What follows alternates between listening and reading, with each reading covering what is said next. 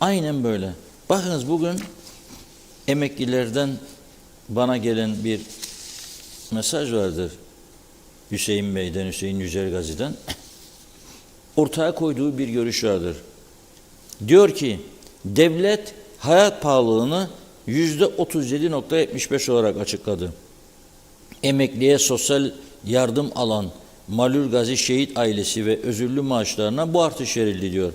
Devlet çalışanlarına 47-2010 göç yasasından işe girenlerin maaşlarında %42 ile 52 arasında iyileştirme yapacağız diyerek bakanlara, milletvekillerine, müsteşarlara, müdürlere ve devlet çalışanlara %42 net maaş artışı verildi diyor.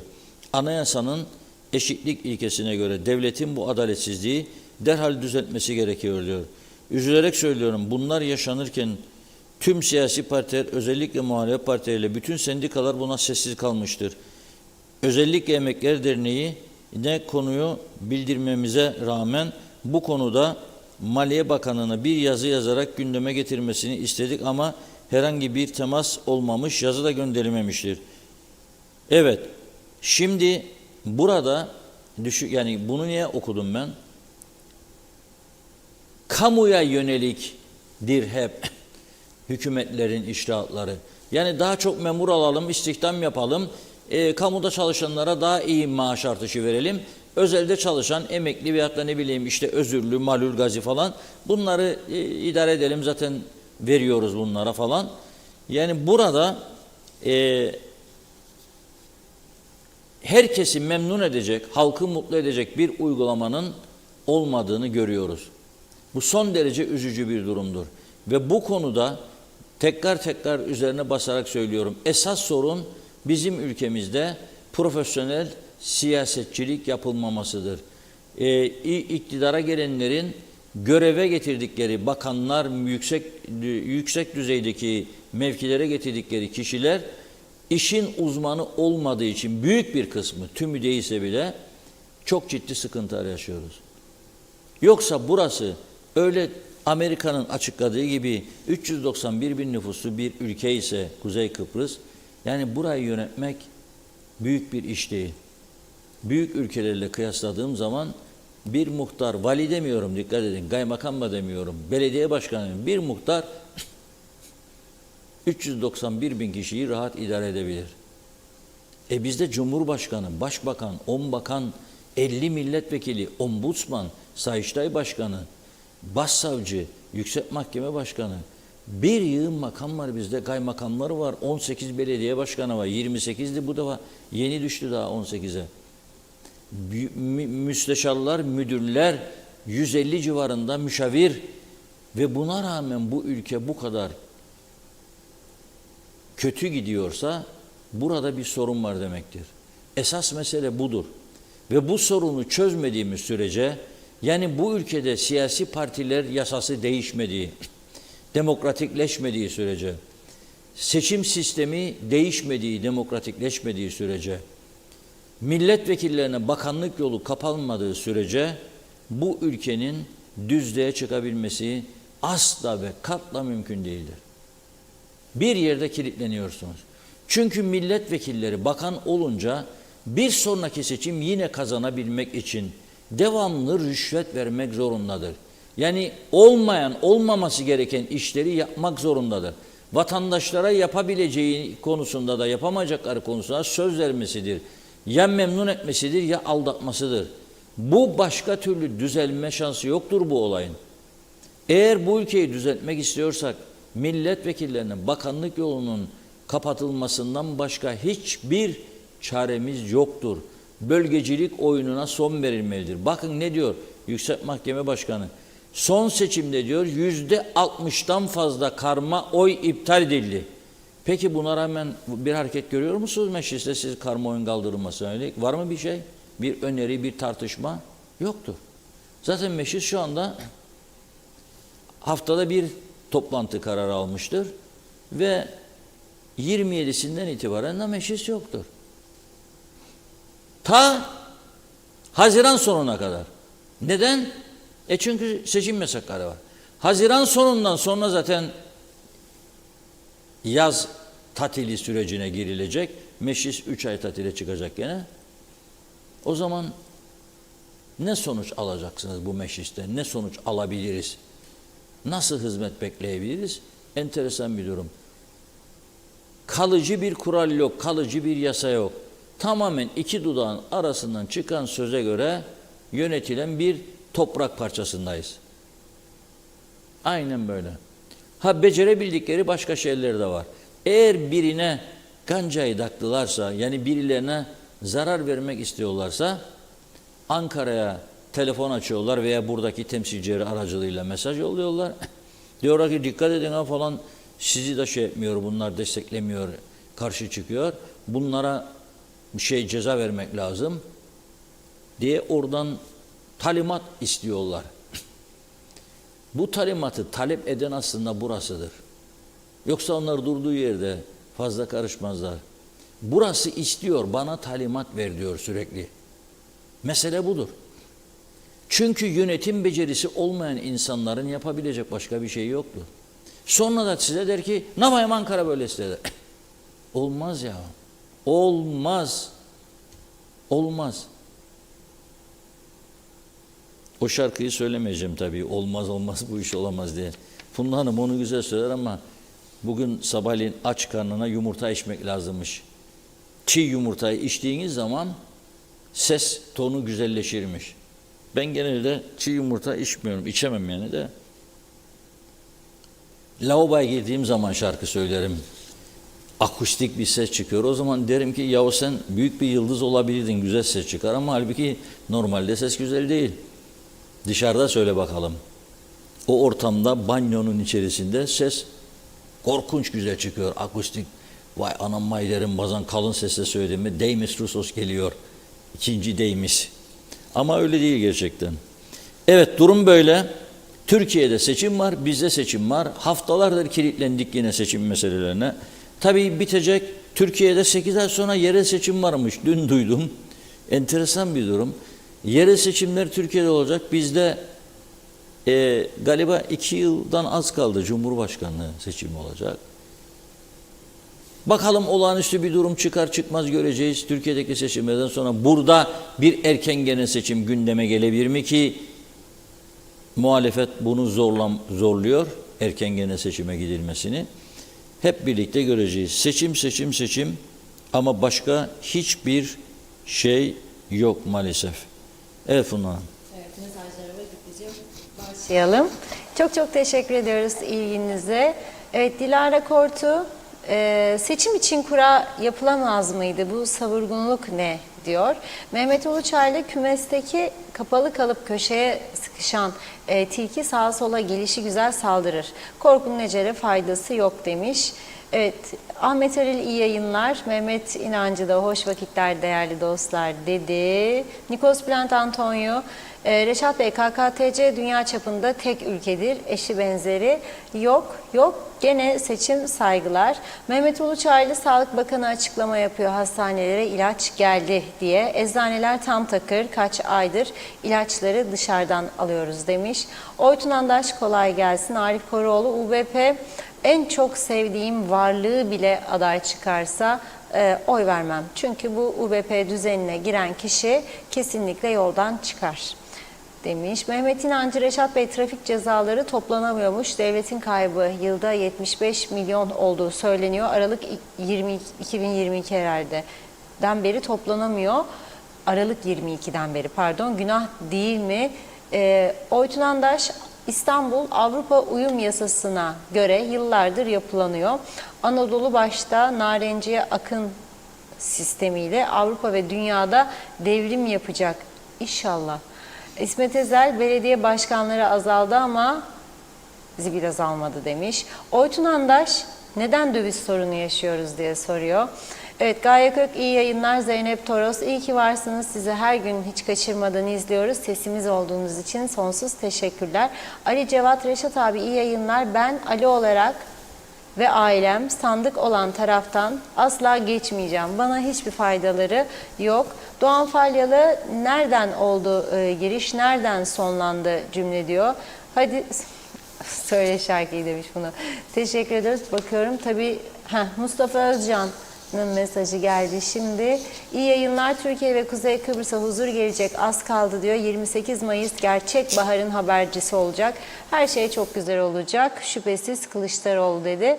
Evet, şimdilik tamamladık mesajları. Tabii yayının başında görüntüyle ilgili bir problem yaşadık. Tekrar yayını paylaştık. Mesajlarda o yüzden bir aksama olabilir ama şimdilik gördüğüm hepsini aktardım. Devam edeceğiz yine. Buyurun Reşat Bey. Evet, gerçekten öyle oldu. Facebook yayınlarımız da bir aksama oldu. Toparladık kısa sürede. Şimdi sosyal medya tabii bazı yönlerden bizlere de ışık tutuyor. İzliyoruz, bakıyoruz. Fırsat buldukça tabii sayfamızda olan kişilerin paylaşımlarına bakıyoruz, bakmaya çalışıyoruz ve oradan da yararlanıyoruz bazı önemli konularda. Bugün 2 tane paylaşım dikkatimi çekti benim. Az önce dedim ya size, işte kamu görevlisi ile olmayanlar arasında ciddi bir ayrıcalık yapıyor devlet ve bu büyük bir rahatsızlığa yol açıyor. Şimdi bugün 2 tane paylaşım dikkatimi çekti. Bir tanesi Doktor Bülent Dizdar paylaşımıydı.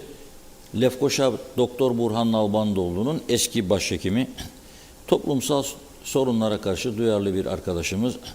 Dolayısıyla sürekli düşüncelerini paylaşıyor. Şöyle diyor: diyelim ki bir iş yeriniz vardır. 10 kişi de sizin için burada çalışıyor. Bu insanların sosyal güvencelerini yatırmazsanız ne olur? Çalışma dairesi müfettişleri gelir ve sizi önce ikaz eder, sonra devamı halinde gereğini yapar diyor. Öyle değil mi? Öyledir. Peki ama hal böyleyken Lefkoşa Doktor Burhan Nalbandoğlu Hastanesi'nde görev yapan 85 taşeron işçi nasıl olur da diyor kaderlerine terk edilir. Sağlık Bakanı tüm sağlığın anasıdır. Bu sorunun üstüne gidilmesinde başı çekmeliyken diyor, benim yetki alanım değil deyip çekilemez diyor. Çalışma Bakanı için bu konu bir onur meselesi olmalı ve çözmeden koltuğuna oturmamalıdır. Maliye Bakanı ile kafa kafa verip bu vefakar personelin sosyal sigortalarının yatırılması sağlanmalıdır. Aksi halde Sağlık, Çalışma ve Maliye Bakanları tarihe kötü bir not bırakmış olacaklardır. Tabii başbakanlarıyla birlikte diyor. Şimdi bu insanlar aynen Afrikalıların belediyenin ihalelerinde çalıştırılması gibi. Ne diyoruz her gün? Belediyelerin bazı işlerini Afrikalı işçiler kullanılarak yapıyorlar. Belediye başkanları da, yardımcıları da, üst düzeyi de, alt düzeyde herkes bunu görüyor. Sorduğumuz zaman cevap hazırdır. Vallahi ben karışmam kardeş, bu taşeronun işidir, taşeronun sorunudur. Yok, bu sizi kurtarmaz. Şimdi burada da Sağlık Bakanı diyor, tamam çalıştırdılar sosyal sigortalar ama benim değildir. Çalışma Bakanı ama aynı hükümet, aynı parti üstelik. Nasıl olur? Sosyal sigorta olmayınca sağlık haklarından yararlanamazsınız. Emekliliğinizde aksamalar olur. İlaç alamazsınız. Bir yığın sıkıntısı var bu işin. Ama bir devletin hastanesinde ister taşeron, ister kadrolu, ister işçi statüsü, sigortasız adam çalıştırmak doğru değildir. Bu insanlara şimdi siz sorsanız mutlu musun diye, sana evet mutluyum kardeşim diyebilir mi sorarım. Diyebilir mi mutluyum diye? Bence diyemez. Yine bir fotoğraf var hastaneden bu sabah. Doktor Burhan Nalbandoğlu, bakar mısınız? Bu fotoğrafı paylaşan arkadaş diyor ki,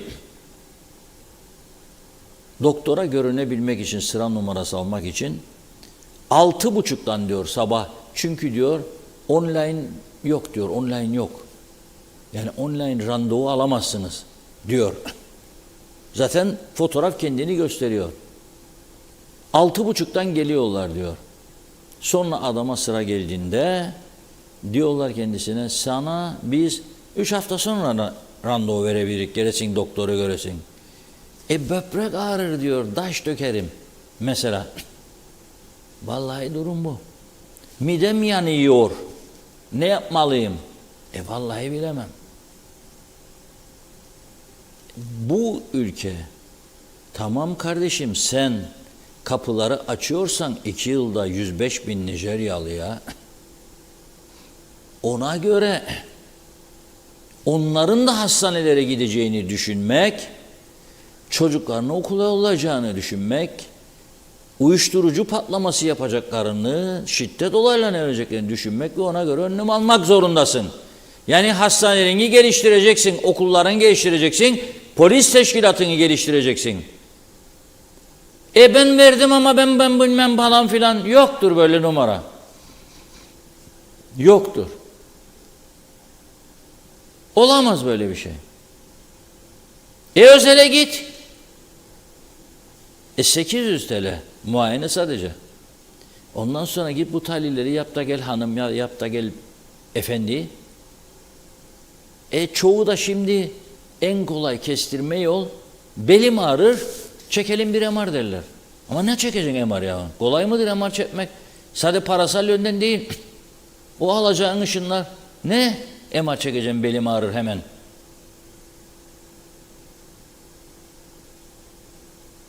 Olmaz öyle şey. Bazı hareketler yaptırır doktorlar.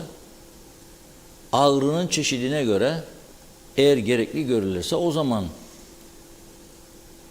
yönlendirirler MR'a. Ama bizde görüyorum, ben duyuyorum da, belim ağrır MR, kalçam ağrır MR, omzum ağrır MR. Tabii insanlar da bunun altından kalkamıyor. Bu kadar parayı nasıl verecek ya bu insanlar? Sorar mısınız siz Allah aşkına? 800 lira asgari ücretli adamın günlüğü değil ya. Bu ara çocuklarda çok salgın var. Beta virüsü derlermiş. Bizim ufaklıklardan biri de oldu geçenlerde. Say bakalım paraları, doktora götüreceksin. Tahlili ister, tahlilciye götüreceksin. Hem kan tahlili isterler, hem abdest tahlili isterler. Sonra ona göre ilaçlar yazılacak. Gideceksin, reçeteyi eczacıya vereceksin, alacaksın, para isten. Ben geçenlerde bir eczanede durdum. Gözümle gördüm. Çocuğuna ilaç almaya geldi adam. Verdiği, eczacının istediği parayı çıkarabilmek için cüzdanındaki ne kadar madeni para varsa saydı ve 3 TL eksildi gene. Böyle mahcup olmuş vaziyette terliyor gördüm. Dedim özür dilerim, yani yanlış anlamayın, ben müsaade ederseniz bu 3 lirayı vereyim size dedim. Eczacı abla da sağ olsun yok gerek yoktur demedi. Yani demedi. Yani ilaçta 3 liradan fazla karın vardır ya neticede. Helaline bir tane ver. Ha şöyle de diyebilir ama bunun gibi günde 50 tane gelir ya, 50 tane çarp 3 150 TL kaybederim demek ister. Bütün bu saydıklarım sadece fakirliğin bir sonucu değil. Çaresizliğin sonucu da değil. Çare üretmemenin bir sorunudur. Çare üretemez duruma gelmenin bir sonucudur. Bütün yöneticiler için söylemiyorum ama bazılarının tek dayanak noktası dedikodu, ispiyonculuk, Ankara'ya şikayet edip önünü kesmedir kendi vatandaşının. Ama bu kadar basit sorunların çözümü konusunda da hiçbir şey yapılmamaktadır. Hiçbir şey. Yazık günahtır ya. Ben nasıl onun karşısında öteki tarafın eşit ve egemen olacağım? Bu halimle nasıl olacağım? Söyleyin bana, nasıl olacağım? Yani bu halk nasıl olacak? Hangi gücüyle, hangi moraliyle olacak? Moral derken aklıma geldi. Bizim Ömer 3 gün izinden döndü. Dedim, depoyu doldurdun mu dedim. Hangi depoyu dedi. Aracın depoyu, benzin, mazot neyse dedim. Uçmaya hazır mısın dedim. Hazırım abi dedi. Geçen de bir televizyon programında dedim. Çok dikkatimi çekti. Ah, bazı insanları var. Öyle dil var, öyle dil var. Sahtekarlığı öyle becerirler ki bu uçağa diyor, siz diyor traktör motoru koyun, onunla da kalkar diyor. Aa dedim. Traktör motoruna uçak kaldırıyor arkadaş. Yutan var, yutmayan var. Bizim bir arkadaş da bana Bakara suresini yutturmaya çalıştı. Bakara suresi 199 diyor. Ararım öyle bir şey yok. Nereden buldun ya dedim be, beni kandırın sen şimdi. Aynı durum. Neyse sor bakalım dedik Ömer'e. Memnun musunuz? Ondan bundan ötekinden şundan bundan birlikte izledim. Alışveriş yaparken mutlu oluyor musunuz? Hayır, hiç de olmuyorum. Çünkü her şey ateş pahası. Alışveriş yaparken düşünüyorum. Acaba bu yetecek mi? Acaba bir hiç mutlu olmaya fırsatım olmuyor. Eskiden kendimi mutlu etmek için alışveriş yapardım ama öyle bir şey artık mümkün değil. Bu ülkede bu pahalılık devam ederse, bu hükümet eğer bu şekilde kontrolsüz şekilde fiyatları takip etmezse hiç kimse bu ülkede mutlu olamaz. O günler eskide kaldı çok. Neden?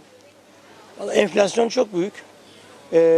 Maaşlar düşük, alışveriş gücü az. Yani bir fasulye bugün 100 lira kilosu. O yüzden mutlu olamıyoruz. Yani olamıyoruz. İstediğimizi alamıyor insanlar.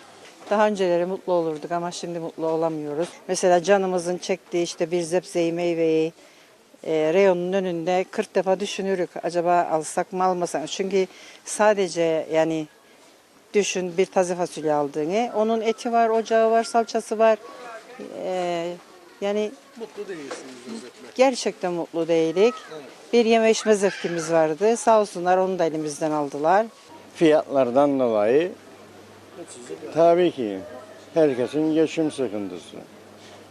Döviz her dünyada gıda fiyatları düşerken bizde her gün marketlerde fiyatlar yükselir. O zaman mutlu değiliz alışveriş. Şimdi mutlu değiliz çünkü TL kazanıp döviz ödüyoruz. Bir aracınızla veya yaya olarak yola çıktığınız zaman kendinizi ne kadar güvende hissediyorsunuz? Hiç güvende hissetmiyorum. Yolların bozukluğu, trafik kurallarına kimsenin uymaması. Yani hiç kendimi güvenli hissetmiyorum. Kendimi güvende hisseder miyim? Hissetmiyorum. Çünkü niçin hissetmiyorum? Bazı kamyoncular var, bazı taksiciler var. Başta taksiciler olmak şartıyla çok yani böyle suratlı araba sürüyorlar. Kamyonlar da aynı. Evet, tehlikeli araba sürüyorlar çok. Yani onun için biraz o konuda sıkıntılıyız. Bir bugün full sigorta bile 8-9 bin lira oldu. Demek ki kazalar çok oluyor.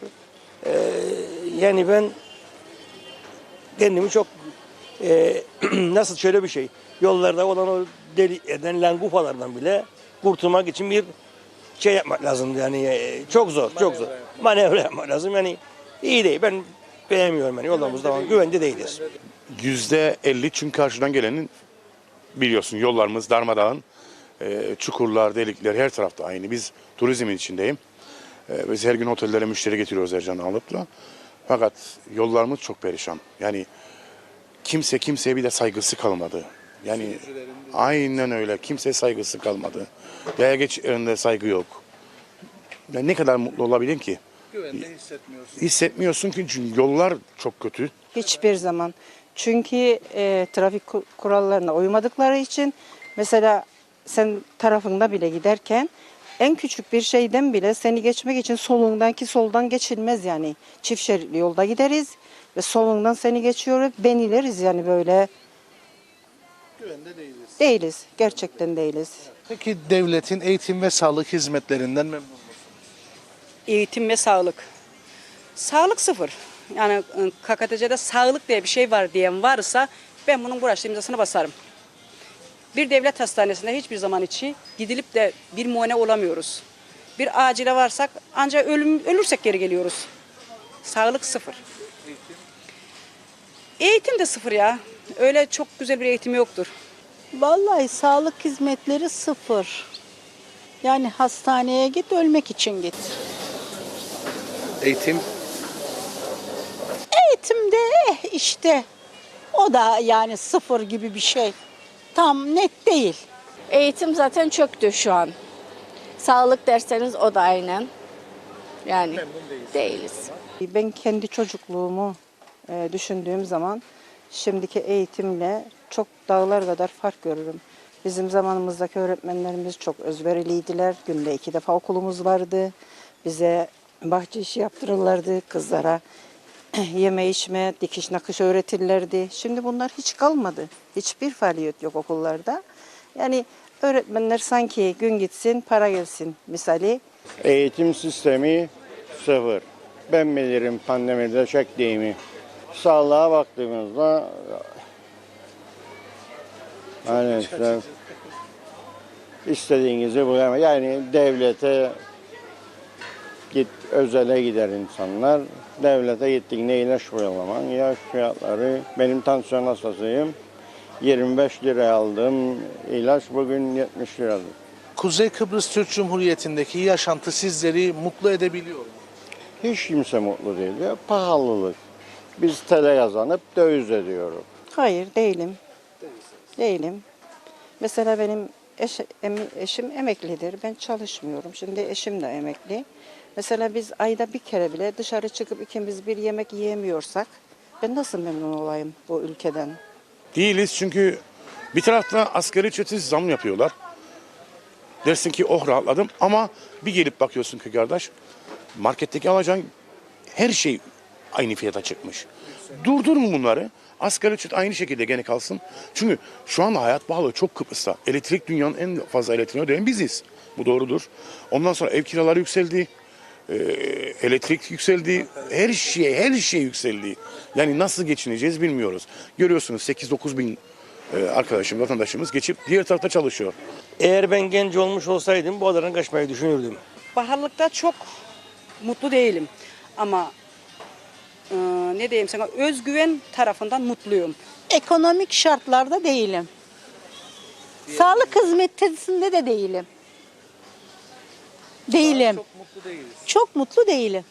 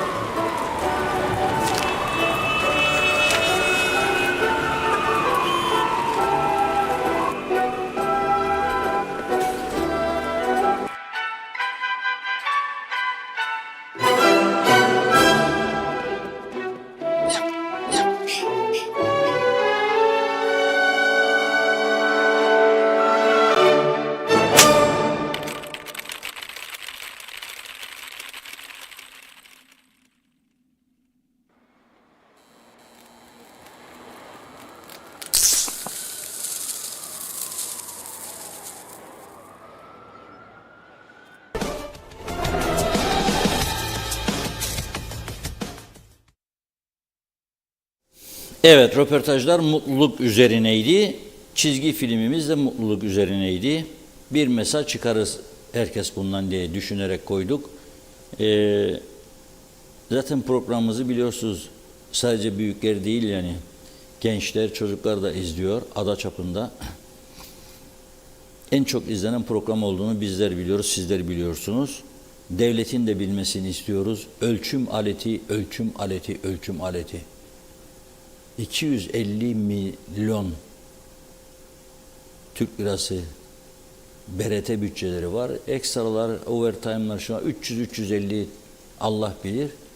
Fakat 2 milyon dolar verip televizyonların yayın kalitesi, izlenme oranları falan o teknolojiyi getirmiyorlar Kıbrıs'a bir türlü. Yani yayın yüksek kurulu var. Yayın yüksek kurulu para topluyor televizyonlardan. Aldığımız ilanlardan bile komisyon alıyor. Fakat getirmiyor. Keşke getirseler bizler de eğrimiz, doğrumuz, yanlışımız, eksiğimizle öğrenebilsek, kendimizi daha fazla toparlayabilsek, organize olabilsek. Ama olmuyor. Şimdi tabii ki mutlu olmak bazı konularda insanın elindedir. Yani mesela hanım yemeği fazla ısıtmış. Bir çatal aldık, ağzımız yandı. Bunu kavga, gürültüye çevirirsen orada mutsuzluk başlar. Keşke daha az ısıtsaydın ya beni uyarsaydın dersen daha az bir olay olur. Hatta hiçbir şey olmaz. O da tabii tamam canım bundan sonra öyle olur dersen. Yok o da derse ki beğenirsen ye, beğenmezsen yeme. İşte bu da Kıbrıs'ta, KKTC'de şimdi bir ayrılık sebebi oldu. Öyle derler avukata. Yemek yaparım beğenmez, onu yaparım beğenmez, saçımı boyarım bana ne güzel oldu saçın demez. Tabii bazı saç güzel olur ama bazı saç da bakan yani güzel değil, nasıl diyeyim güzel olmayana. Yalan söyle diyor. Sana her şey yakışır canım dediğin zaman Allah! Ama öyle değil gerçek. Ama geçinmek istersen yapacaksın. O da yapacak, sen de yapacaksın. Yapma dediğini yapmayacak. Yapma dediğini yapmayacaksın. Senin yapma dediğini o yapacak. Böyle olmaz. Yani böyle ilişki olmaz. Bu sahtekarlığa girer. Dikkat. Onun için mutlu olmak bazı konularda insanın elindedir. Ama tabii adam markete gidiyor. Alışveriş yapacak. Mutlu olabilir mi ya orada? Çocuk der, baba der, dondurma isterim. Adam der yok. Çünkü cepte o kadar para yok. Çikolata isterim. Bugün çikolata olmaz. Çok şeker yedin. Bakar çocuk ağlar sızlar. Mutsuz. Hanım der ki der evde şey de kalmadı. Ney kalmadı? İşte ne bileyim reçel. Reçel yemeyin ya. Bal zaten unuttuk. Pekmez adasında demirler, herkesin demiri düşer, benim de dahil yani demirim düşer sık sık. Ama pekmez alışkanlığımız yok. İngilizlerden öğrendim ben pekmezin faydalarını daha çok. Golden şurup. Bu siyah altın gerçekten. Evlerinde harnup ağacı yetiştirir İngilizler Kıbrıs'a geldikten sonra. Sonra öğrenirler nasıl pekmez yapılır. Yaparlar. Her sabah uyandıklarına aç karnı bir kaşık, bazıları yoğurtla karıştırır. Biz tahinle karıştırır Kıbrıslar ama onlar yoğurtla karıştırır çoğu. O demir ihtiyacını ondan alır. Biz ne yaparız? Tahlil yaptırıp demir düştüğü zaman et sacağı doğrudan reçete elimizde demir hapı. Arada fark var tabii. Buyurun Funda Hanım. Hızlıca başlayalım mesajlara o zaman. Kaçacak biraz sanki. Mehmet Uluçaylı'nın mesajını görüyorum. İlk devlete memur alımları imtihan ve yarışmayla olmalı ki devlette işler layıkıyla yürüsün. Torpil mekanizması artık kalkmalı. Liyakata bağlı bir icraat olmalı. Ali Dereseven, gündeminizde var mı yok mu bilmiyorum fakat şikayetimi yazıyorum. Dikkat edilirse sendikalar grevlerini her zaman çocukların sınavları olduğunda yapıyorlar. Ümitlerini, hayallerini, geleceklerini yok ediyorlar. Bunlar olurken hükümet ve Milli Eğitim Bakanı bu olanları yalnızca seyrediyor. Sendika ve yetkililer hep beraber geleceğimizi yok ediyorlar. Necdet Mavigözlü, Kuzey Kıbrıs Birleşik Afrika Pakistan Cumhuriyeti'nden iyi yayınlar diledi. Sanırım dünyada Türkiye dışında hiçbir memlekette, başka ülkede yaşayan bir vatandaş dışarıdan o memleketin hayatına, yaşamına, geçimine karar veremez. Sen İngiltere'de, Amerika'da, Almanya'da veya başka memleketlerde yaşayacaksın. Dolarları, euroları, sterlinleri alacaksın. Dışarıdan oy vererek benim kaderime karar vereceksin. Önce oy verdiğin memlekette yaşayacaksın. Sen de benim çektiğimi çekeceksin. O zaman oy verip benim kaderimi tayin edeceksin. Davulun sesi uzaktan hoş gelir. Al sterlini, euroyu, doları, sonra ver oyunu halkın istemediği adaya. Böyle seçim herhalde başka memleketlerde sanırım yoktur. Buradaki seçime gelince oy vermeye gitmeyecektim ama sırf Tacan Reynar'a oy vermek için gidip oyumu kullanacağım. Bu memleketin Tacan Reynar gibi dürüst adamlara ihtiyacı var. Sayın Eker, gravatlar boğazlarına sıkıştılar, vekiller konuşmayı unuttular. Kadın çoğunluğu olmayınca mecliste zırıldanıp durulacak, demokrasi isteriz. Turgay Gezen, yönetim erki nüfusun niteliğiyle birebir ilişkilidir. Bu nüfus yapısıyla buraya kadar. Nazime Nalbant, sizi hiç kaçırmadan severek izliyorum. Tüm aileme, sevdiklerime selamlar, sevgiler. Güzel baharlar inşallah olacaktır. Hayırlısı olsun, her şeyin iyi olmasını dilerim. Aydınlık, ferah olsun saygılarımla. Alkan Baykent, Tim mesajını okumayalım. Erol Topçu hayırlı yayınlar diliyor. Gaye Kök, ne seçim sisteminin değişmesi ne başka sorunların giderilmesi, hangi konuda? Meclisteki 50 vekilden tek söz duyduk ki ancak aylarca bir yasa üstünde tartışma, vatandaşın hayrına hiçbir şey yok. Doğan Falyalı, nereden oldu? Bunu okuduk. Mustafa Özcan. Erdal Yarkın, iyi akşamlar, iyi yayınlar dilemiş. Necdet Mavigözlü, mezardan babam çıkıp UBP'den aday olsa diyor. Yemin ederim ona bile oy vermem. Hasan Nihat Erduran, dünya ve Avrupa pandemide milliyetçi, muhafazakar olmayı öğretti öğrenebilenlere.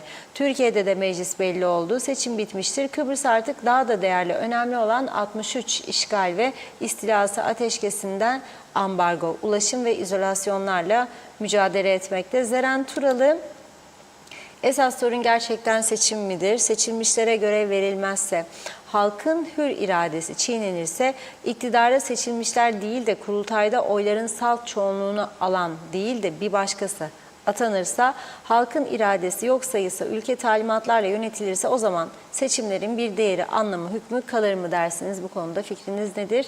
Çağatay Donlar, kamuoyu araştırması yapma ihtiyacını hissetmezler. Çünkü halkın ihtiyacı ne düşündüğü umurlarında değil. Sallamazlar bile, en kısa zamanda ceplerini ne kadar doldururlar, bütün dertleri o. Pınar Hayal, evet, öğretmeni anlamak adına bir hafta okulda bulunmanız yetecek. Sınıflar 44 kişi Reşat Bey. Çocuk eli cebinde okula gelir. Defter yok, kalem yok diyor. Sınıfta uyur. Öğretmene itibar, saygı yerler altında. Lütfen biraz olsun bizi anlayın. Sizi seviyoruz. İyi yayınlar demiş Pınar Hanım. Mustafa Gürsoy, partiler aday belirlerken delege gitmeli. Delegenin seçtiği aday gösterilmeli ama bizde delegeye gidilmediği için aynı kişiler döne döne aday. Kendi eğer olmuyorsa bu defa çocuklarını aday yapıyorlar. Ayrıca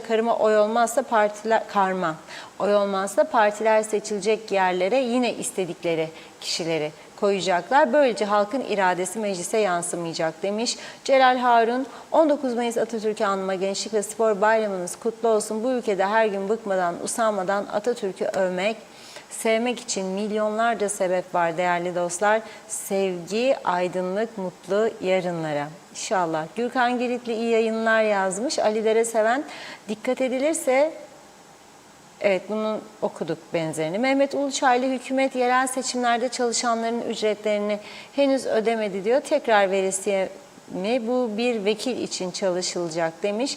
Bir iki mesaj daha okuyup yavaş yavaş ara verelim. Nazime Nalbant, kolay gelsin. Bizlerin sesisiniz, iyi ki varsınız, iyi ki Diyalog özel programı var. Zevkle yurt içinde, yurt dışında izliyorum. Nerede olsam yeter ki Face sizi göstersin demiş. Çünkü ben hep cep telefonundan izliyorum diyor, öyle görürüm diyor. Kesinti yapmazlar inşallah dedi. Soner Sabriler, Sen 2020 ailesi KKTC'de eğer varsa hükümet ya da mecliste çalışanlar tüm kavgaları bırakıp bir an evvel trafik sorununu çözmeleri lazım. Yollara çare bulmaları lazım. Sadece aylıkları hesaplarına yattı mı diye beklemesinler. 13. maaşların hesaplarını bırakmaları lazım. Halkı da düşünsünler biraz. Hayırlı akşamlar demiş. Hasan Nihat Erduran'ı da okuyup böyle bir ara verelim. Her şartnamede Kuzey Kıbrıs'ta cari iş sağlığı güvenliği çalışma yasalarına uyulacağı kuralı vardır. İşveren müdür ve çalışma dairesi sorumludur. Kurallara, şartnamelere uyumdan gereğini yapıp ceza uygulamasını sağlayacaklar. Sonraki ihalelerde de bu cezalılar elenecek, ihale yasaklı olacaktır. Süt beyazdır demiş Hasan Nihat Bey. Devam edeceğiz. Buyurun Reşat Bey.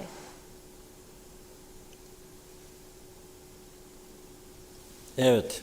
Buyurun dedi Funda Hanım. Buyuralım tabii. Yemek varsa gelelim, yoksa ne yapmaya buyuralım. Acıktık. Bugün de hafif gitti yemek. Onun için akşam yemeğini erkene çekeceğiz herhalde. Şimdi ben size şimdilik adayları okumuştum program başlarında. UBP'den Ali Başman demiştim. İlk açıklanan parti UBP oldu galiba. DP'den Serhan Aktunç 2, YDP'den Figen Yaman 3, TDP'den Tacan Reynar 4, Sol Hareket'ten Abdullah Korkmazhan 5, CTP'den Sami Özuslu 6. Şimdi bir mesaj geldi Çetin Sadeli arkadaşımızdan. Diyor ki bağımsız aday olmak isterim ben de diyor, ama partilere 30 milyon var diyor da bize yok mu diyor bağımsızlara. Özelden yazdı bana. Ben de dedim, cevap yazdım. Ol vallahi dedim. Şansın var dedim. Çok hepimizin tanıdığı bir yüzdür Çetin Sadeli. Ol dedim. Ne olacak? Yani 1, 2, 3, 4, 5, 6 saydım. Bir daha Çetin Sadeli olursa 7. 25 Haziran'da olacağı için seçimler, bence 25'e kadar yol var. 25 Haziran'da 25 adaylı seçim olursa emin olun gene bir Rum gazetesinin manşet oluruz. Hatırlarsanız 41. hükümet kurulduğunda Güney Kıbrıs'ın en yüksek tirajlı Fileleftoros gazetesi manşet atmıştı. Türkçe hem de 41 kere maşallah demişti. 41 kere maşallah.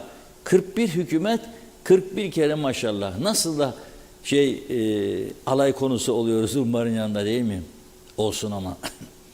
Eğer biz 41 yılda 41. hükümeti kurmamış olsaydık, o Rum gazetesi bizi manşete taşımazdı. Sadece eleştirme gerektiği zaman evlerimizi yağmaladılar, kiliseler harap oldu falan filan. Onun için manşetlere çekerlerdi Kıbrıs'ın kuzeyini.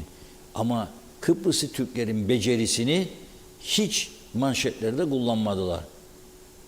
Mesela özel uçağı olan iş adamlarımız artık Kıbrıs'ta hiç manşette gördünüz mü? Bırak manşeti. Tek sütun bile vermezler, kıskançlıktan ölecekler. Mesela en fazla profesör yetiştiren ülke olduğumuzu nüfusa göre hiç yazdıklarını duydunuz mu? Yazamazlar, çünkü onlarda böyle bir beceri yok. Ölürler, çatlarlar dertlerinden. Yoktur. En ünlü doktora giderim. En ünlü doktor Amerika'dan mezun, orada hastanede çalışmış. Brüksel'de Avrupa Birliği'nden çarşaf kadar doktorluk sertifikaları var. Doktordur. Doçent da değil. Derim ben, sen her sene 2'den 3 tane seminere katılın ayrıca. En ünlü kalp doktorudur Güney'in. Sen Perros derim, daha profesör olmadın mı ya derim. Bugünler bana o nedir der. Nedir o der. Profesör derim, yükselesin yani. Alkışlayalım seni. Geldiğinde bir toplum için hoş geldin hocam profesörüm falan dediğimde ben sana çok farklı bir duruş olur. Gücenmesin bana hocalarımız, profesörler. Yani bu onların suçu değil. Şimdi bana biri eğer gelir de bir güzel kravat getirirse buraya çıkarır bunu, onu da karım, değil mi size karşı bir saygımdan dolayı. Ya da az önce acıktım dedim. Yani şimdi biri getirip bana bir çikolata ikram etse burada yemez miyim ya çikolatayı? Mutlaka yerim. Aynı durumdur. Onun için ne kadar çok başarı bizde, o kadar kıskançlık onlarda. Mesela Rum polislerini görürüm. Bizim taraftan o yanı KKTC plakalı arabalar geçtiğinde böyle bakarlar. Bizim kaldı tarlalar, arsalar orada. Bunlar satar. Gelir buraya bana ciplerinden Mercedes, BMW'ler, Porsche'lar. O anam der. Rum polis muhaciret memuru. Pazarda kadındır. O bana ya mı der kadınlar. Niçin? Kıskandığı için. Kaldı tarla burada, arsa burada, ev burada. Satar, çekerik arabayı altımıza. Ama yol yokmuş, sokak yokmuş. Boş ver canım. Orta refüj yokmuş Lefkoşa Mausan'da. Adam tabii çeker de kafa iyice bulutlandıktan sonra basar gaza, gösterecek kendini, hem arabada çeker. Geçer karşı şeride, sonra direksiyon hakimiyetini kaybedince karşıdan gelen araca toslar, onu da temizler, kendi de yaralanır, kırılır mırılır bir taraf var. Hadi bakalım, analar babalar da ağlar geriden. Niçin yapamıyorsunuz koruyucu bariyeri? Dün göstermiştik, böyle arada bir gelirse mutluluk tablosu olur. Ben de mutlu olmuş olurum. Çünkü mutsuzluğumu artırıyor görmedikçe bu tip şeyler.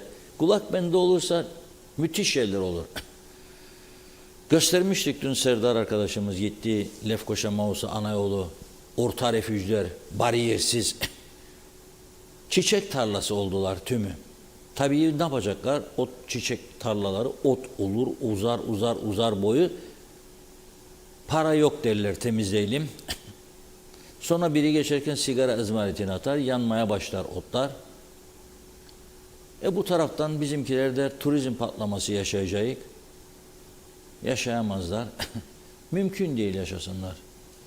Şimdi çok övünülecek tarafımız vardır.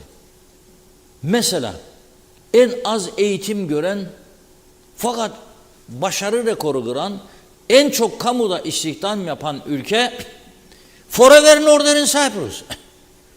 Gülersiniz değil mi bıyık altı? Aslında gülünecek durumdayık yani. Acınacak durumdayık. Alay edilecek durumdayık. Senenin 3 ayı ancak eğitim görür çocuklarımız. Bir de arada gittiğinde gelir eve öksürür. Anne baba der, gitme anneciğim. Öksürdün bak, okuldan oldu bu, okuldan kal evde. Annen bakar, baba annen bakar. Onları da hesaba katarsak 30-35 gün eğitim ancak görür çocuklarımız. Ondan sonra biz Avrupalı olacağız diyoruz. Ya kolay mı Avrupalı olmak? Kolay mı Avrupalı olmak? Afrika olma yolunda hızla ilerliyoruz. Sorarlar, ne iş yapıyorsun? I'm a profesör der bazı arkadaşlar. Vay be! Her selam verdiğimiz profesör ya doçent doktor ya yardımcı doçent doktor. Bazıları görürüm gece 2'de 1'de fotoğraf paylaşır. Çalış. Çalış. Ertesi günde övün olacak. Atatürk 19 Mayıs Gençlik ve Spor Bayramı. Ey Türk gençliği demişti. Unutmayınız, yarın 19 Mayıs. Hep birlikte söyleyelim gençliğe hitabesini yarın. Evlerimizde tabii. Okul yok, evde. Dairede yok, evde. Çocuk uyandığı zaman sözlerini bilmeyenler açın şimdi, Google diye bir olay var. Atatürk'ün gençliğe hitabesi. Onu okuyun çocuklarınıza. Alan alır, almayan almaz, bir şey değil. Evet, maalesef durum bu noktada. Nasıl mutlu olalım? Her gün 3-5 tane ev dükkan açılmaya başladı. Hırsızlık diz boyu. Çalan çalana.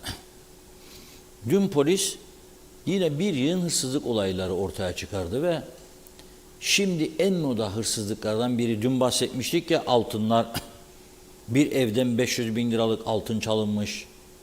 Bahsetmiştik ya, 4 tane iş yeri, 2 evden çok sayıda onlarca cep telefonu, dizüstü bilgisayar, telefon falan bir yığın şeyler. Şimdi bunun arkasından bir haber geldi. Bu da bisiklet hırsızları. Şimdi bazı insanlar da umursuz. Eski Kıbrıs'ta yaşadığını zannederek çocuğuna 9-10 bin TL verip aldığı bisikleti evin bahçesine koyuyor. Bu ikisi çalanmış. Bir tane daha gelecek. Bir aslan var. O aslanı getirin bayım ötekine. Bu da alıcıymış. Şimdi bu açık göz iki tane Ali ile Veli. Ali ile Veli mi adı? Attım yani ama neymiş adı? Bunların biri Ali gerçekten tuttu, vallahi kalbim temizdir. Biri de İbrahim. Ali ile İbrahim çalıyor. Mustafa da onlardan satın alıyor. Nasıl olsa diyor babanızın malı mı be? Aldınız geldiniz. Yarı fiyat, daha da aşağı. Ama polis ortaya çıkardı. Peki bu duruma baktığımızda biraz olsun mutlu olabiliyor muyuz? Ben iki açıdan az da olsa mutlu olmaya çalışıyorum. Bir tanesi her şeye rağmen, çok ciddi sıkıntılara rağmen, eleman eksikliğine, teknoloji yetersizliğine rağmen polisimizin başarısından dolayı biraz olsun mutlu oluyorum. Bir de yargımızın eldeki yasalara göre verebileceği en yüksek cezayı vermesinden dolayı birçoğunun biraz mutlu olmaya çalışıyorum. Zaten toplumda yapılan kamu araştırmalarında en çok 3 kuruma güveniyor. Polis, diyalog medya, yargı. İsteyen varsa buyursun, dünyanın en gelişmiş kamu araştırma şirketini adaya getirsin, yapsın. Yayınlamazsak namerdi sonuçlarını. Neden yargı bizi mutlu ediyor biliyor musunuz beni? Şimdi biz tanınma isteriz bir taraftan. Şimdi Liberya diye bir ülke var. O bizi tanısa fena mı olur? Ve mesela Cumhurbaşkanımız gitse ve uçağın merdivenlerin altından başlasa kırmızı halı ve gitse böyle 200-300 metre, ondan sonra Liberya'nın bandosu, milli ordu mensupları orada karşılasa, bir marş çalsa, KKTC'nin yoktur ama olur o zamana kadar.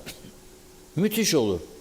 Yargımız bu Liberya'nın tanınmış senatörlerinden birinin oğluna dün 9 yıl hapislik verdi.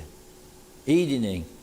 Liberyalı ünlü senatörün oğluna 9 yıl hapislik verildi. Neden?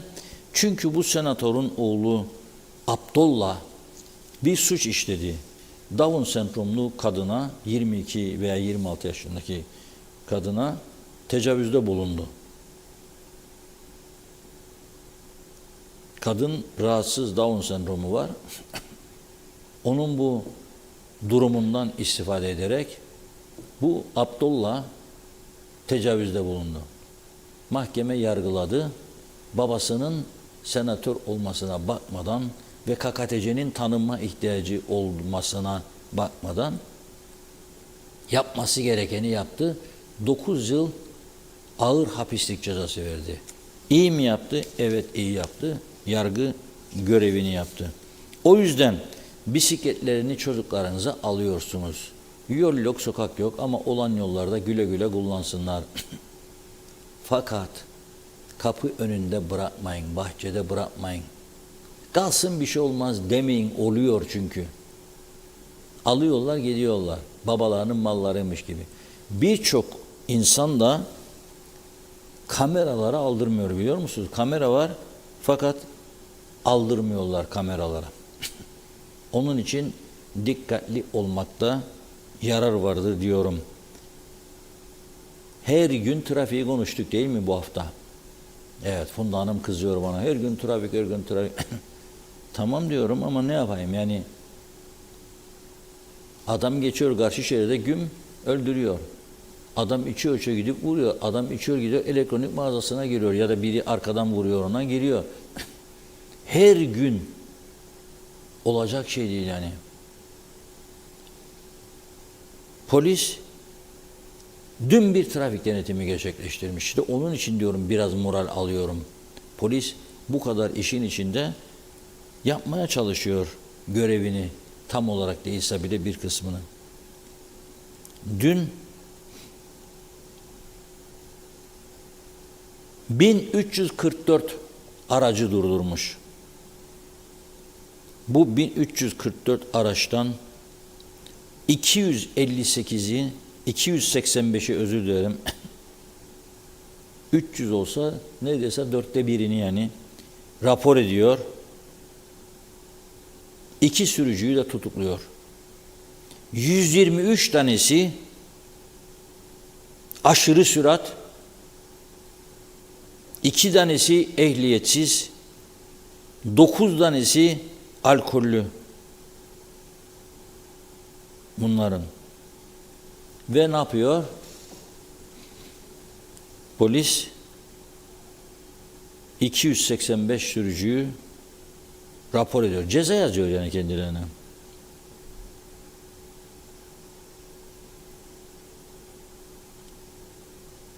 Sekiz tane kaçak yakalıyor bu arada. Denetimler sırasında ortaya çıkıyor ha. Durduruyor arabayı. Ver bakalım diyor kimliği. Oturma izni, çalışma izni. No. Öyleyse gel. Ne zaman bakalım para bulacak, maliye de verecek. O zaman herhalde deport edilecek. Gerçekten bu denetimler çok iyi oluyor diye düşünüyorum ben şahsen. Ve devam etmesinde büyük fayda görüyorum. Ne kadar çok denetim, o kadar çok halka güven, o kadar çok ülkede huzur. Polisin güçlendirilmesi son derece önemlidir ve gereklidir. Yargının da, polisin de çok hızlı bir şekilde. Dolduruyorsanız burasını yabancı ve suça meyilli insanlar ağırlıklı geliyorsa buraya, tedbirini alacaksınız. Hiç bunun başka çaresi yoktur. Üzülmek, ağlamak, sızlamak yoktur. Buyurun Funda Hanım.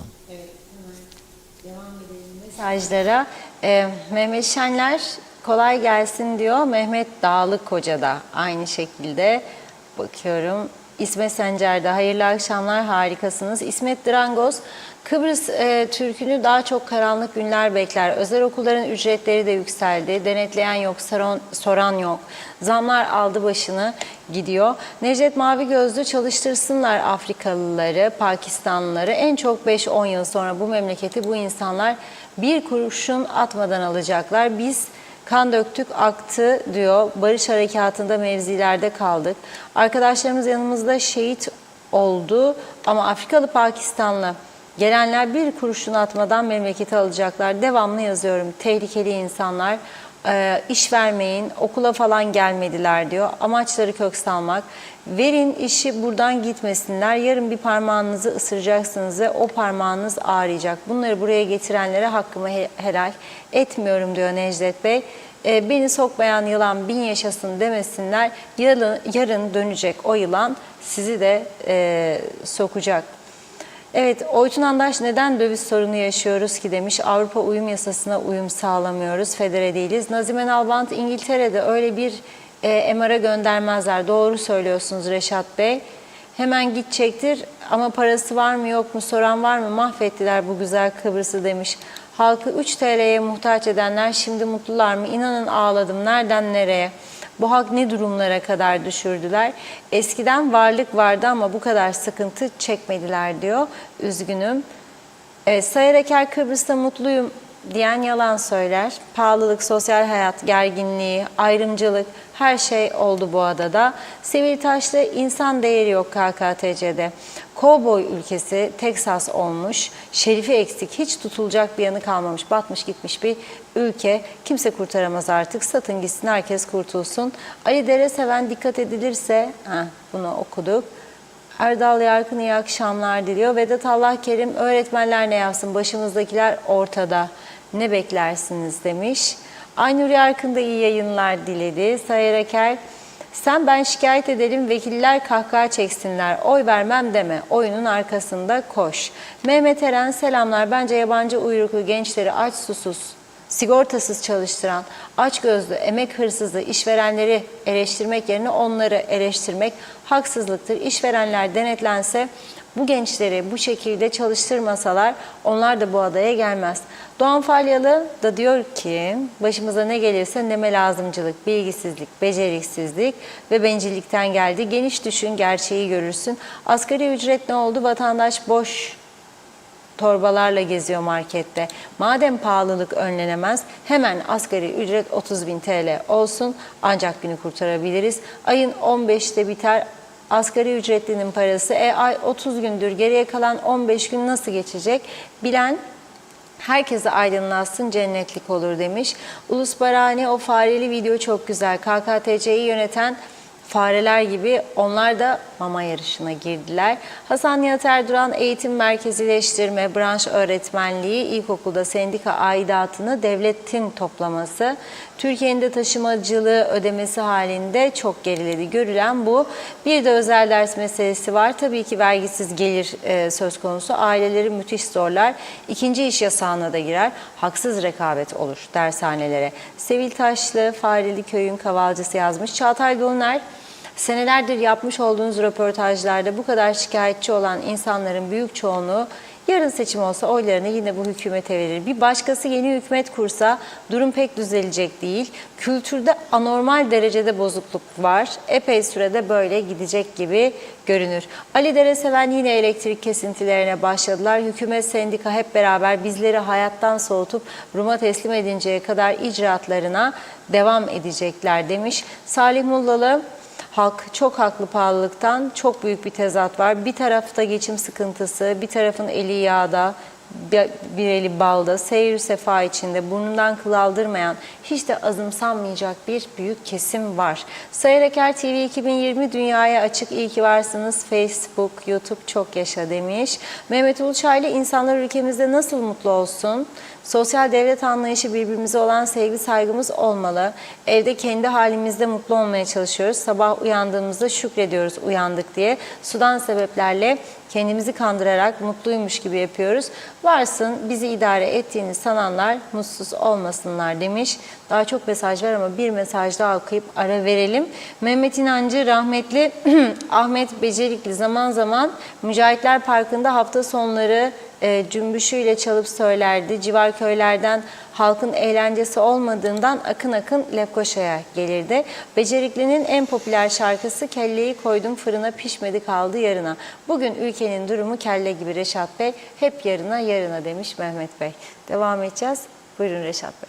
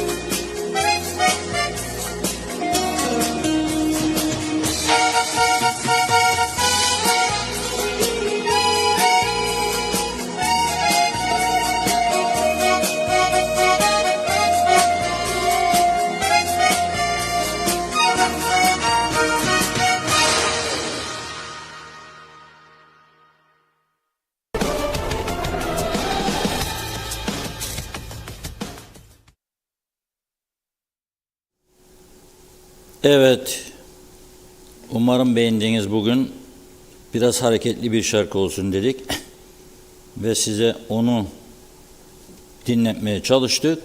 Şimdi tabii ki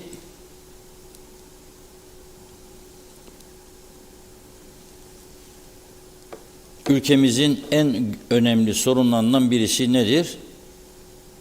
Hepimiz biliyoruz ki çevredir. Çevre. Bir arkadaşımız anlattı bana dün, İskele bölgesinde o kadar çok emlak patlaması yaşanıyor ki artık azaldı diyorlar yerler ve emlakçılar, müteahhitler zaten 3 tane ağırlıklı olarak firma götürüyor bu işleri, inşaat işlerini orada ve tabii çağdaş konutlar yapıyorlar. Fakat en büyük sorun bölgede biliyorsunuz kanalizasyon yok, arıtma yok ve nüfus arttıkça su atıkları, kirli su atıkları daha büyük sorun oluyor. Bunların çok ileride baş ağrıtacağını bildiğimiz için defalarca uyarıyoruz. Marifet, proje yapıp satmak değildir sadece. Marifet, sattığımız yerlerde insanları mutlu etmektir. Gene bakın dikkat edin, mutluluk üzerine. Bu dünkü konuşuyorum, mutluluk üzerine. Yani bu son derece önemli bir olaydır. Bekliyorum, hiçbir açıklama duymuyorum. Ne Çevre Bakanı'ndan, ne Çevre Dairesi'nden, ne belediyelerden, hiçbir yerden bir ses yok. Hiçbir tepki yok. Olamaz. Yani iyi insanlar gelsin tabii bu ülkeye. Ya güneye de gidiyor, başka ülkelere de gidiyorlar. İyi insanlar gelsin istiyoruz. Yatırımcıya ihtiyacımız var. Ama bu insanlara siz oldukça yüksek rakamlarla ev satıyorsanız arıtma sorununu çözmek zorundasınız. Bir de denizlerimiz. Aha denizler. Ne hale geldi? Akıyor gidiyor denize. Pis su atıkları denize gidiyor. Bir de tabii piknik alanlarını. Deniz kenarında özellikle çok sayıda piknik alanı var. Millet gidiyor, yiyor, içiyor. Yediğini, içtiğini fırlatıyor oraya. Sonra da memleket elimizden gidiyor, yabancılaştı dediğimiz. Ben şeyi söylemiyorum ha. Okuyacak diye gelip de buraya uyuşturucu satan, cinayet işleyen yahut da şiddet kullananları söylemiyorum. Onları ben bu ülke için yararlı görmüyorum. Tam tersi. Ciddi bir tehlike olarak görüyorum. Ve tehlikenin giderek artmakta olduğunu söylüyorum devamlı. Ben buraya gelip iyi, varlıklı insanların konut alıp burada yatırım yapması, evini düzmesi, araba alması, ülke ekonomisine katkıda bulunmasından söz ediyorum. Ve bir de tabii bizim kirlettiğimiz, pis ettiğimiz yerleri temizlemelerinden mutluluk duyuyorum. Mutluluk duyabileceğimiz çeşit konu çok azaldı. Şimdi bugün gene Temiz Ada gönüllüleri Mausa İskele taraflarında her hafta bir yeri temizliyorlar biliyorsunuz. Kasım Uluçaylı'dan gelen bir video vardır. Ben size o videoyu izletmek istiyorum. Günaydınlar. Ben Temiz Ada'dan Kasım Uluçaylı. Bugün grubumuz 18 Mayıs 2023 Perşembe İskele bölgesindeki piknik alanında temizlik yapmaktadır. İşte görmüş olduğunuz gibi her zaman söylüyoruz. Bakın ne kadar kötü bir manzara. Burası gayet güzel bir piknik alanı. Yiyilip içildi, bırakılıp gidildi. Temiz Ada grubumuz İskele piknik alanı bölgesinde temizlik yapıyor. Ama her zaman söylemiş olduğumuz gibi insanlar yiyip içip atıyor. Bak yine geldik tam denizin dibinde bir karavan alanı. Her zaman söylüyorum karavancılığı destekliyorum ama karavancılığın düzenli olanını destekliyoruz. Ama defalarca yıllardır söylüyoruz. Hiç kimse bu konulardan ilgilenmiyor. Sadece söyledikleri tamam biz bunları atacağız. Niye atacaksınız ki? Bu insanlara uygun yerler gösterin. Piknik alan, pikniklik ve karavancılığı yapsınlar. Yeter ki sadece bu kadarla ilgilenin. Söylüyoruz, ilgisizlik artık had safhada. Yetkililer size söylüyorum. Evet, ilgisizliğiniz had safhada. İlgilenin. Bu memlekette karavancılık desteklenmeli ama düzgün, kanunlu, nizamlı olmalı bir şekilde desteklenmeli. Çünkü insanlar eğer kanun, nizam yoksa böyle yiyip içip darmadağın canını çektiği şekilde yapıyor. Bu da çevre kirliliğini bıraktım artık. Sağa sola atılan çöpler daha çok önemli. Bakın belediye ekibi de, İskele Belediye ekibi de bizimle beraber bu etkinliğe katıldı. Geniş bir alanı yaptık. Bayağı geniş bir alanı. Ama görmüş olduğunuz gibi bakın ileride bir otel var maşallah. O da denizin içine kadar girmiş. Helal olsun. İzin verene helal olsun. Akşam yemeği de helal olsun ona. Herhalde şirketten yiyor bizim Kıbrıs ağzıyla. Artık bu şekilde güzel konuşmak. Çünkü bu bahsetmiş olduğumuz yetkililerin çoğu arkadaşımız, dostumuz ama bir müddet sonra göreceksiniz arkadaşlık, dostluk hiçbir işe yaramayacak.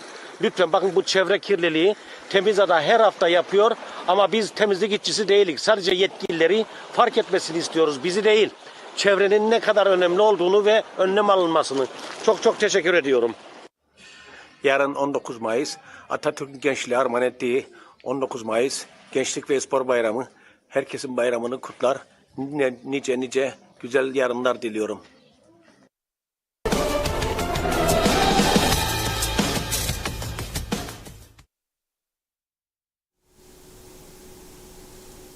Evet, izledik değil mi Temizada gönüllüleri? Bugün de yine sahil kenarlarını temizlemişler. Karavanları kuruyorlar diyor. Tabii çöpler atılıyor falan filan. Bir düzene koymak yok. Yiyen içen herkes yediğini içtiğini atıyor oraya. Ondan sonra yabancılar gelmesin, peşkeş, denizler bizimdir falan filan filan. Önce bana ülkemize ne kadar sahip çıktığımızı söylesinler. Ne kadar sahip çıkıyoruz? Ne yapıyoruz ülkemizi temiz tutmak için? Varsa buyursun söylesinler. Evet, sonuna geldik. Funda Hanım'ın aktarmak istediği son mesajlar vardır sizlere. Evet. Onlar aktarsın. Buyurun. Hiç okunmayan isimlerden aktarabileceğim sadece. Şenol Tatlıcıoğlu iyi yayınlar, selamlar demiş. Arif Mustafa Cüce de iyi yayınlar diliyor. Bakıyorum Nurcan Uzmaner Mısırlısoy iyi yayınlar dilemiş. Teşekkür ediyoruz. Evet, bakıyorum. Farklı bir isim görmüşüm da. Erkan Eymez, 25 Haziran'daki erken seçimin sorumluluğu hükümet ve ana muhalefettir. Özersay'ın istifasını onaylamamaları gerekirdi. Zamanında Abbas Sinayi onaylanmamıştı mecliste demiş. Mebrure Tahir Altuğ, drift yapan arabalarla ilgili bir ceza yok mu? Sokak aralarında egzoz patlatarak sürat yapanlarla ilgili bir yaptırım yok mu diye soruyor. Havva Rozagi de iyi yayınlar diledi. Bakıyorum. Evet, zannediyorum tamamladık. Çok çok teşekkür ediyoruz. Reşat Bey, son eklemek istediğiniz. Evet, 19 Mayıs Gençlik ve Spor Bayramı kutlu olsun şimdiden diyelim. Yarın önemli bir gün. Atatürk'ü sevgi ve saygıyla anıyoruz. Onun gösterdiği yoldan yürümeye devam ediyoruz ve edeceğimizin garantisini veriyoruz. Yarın tabii ki 19 Mayıs resmi tatil olduğu için sizleri bir gün gündem özelden uzak bırakacağız, kusura bakmayın. Hafta sonu geliyor. Pazartesi kısmetse yeniden birlikte olacağız. İnşallah güzel haberlerle birlikte oluruz diyorum. Hoşça kalın. İnşallah. Çok çok teşekkür ediyoruz ve programımızı burada noktalıyoruz. Sevgili izleyenler, yeniden görüşünceye dek hoşça kalın.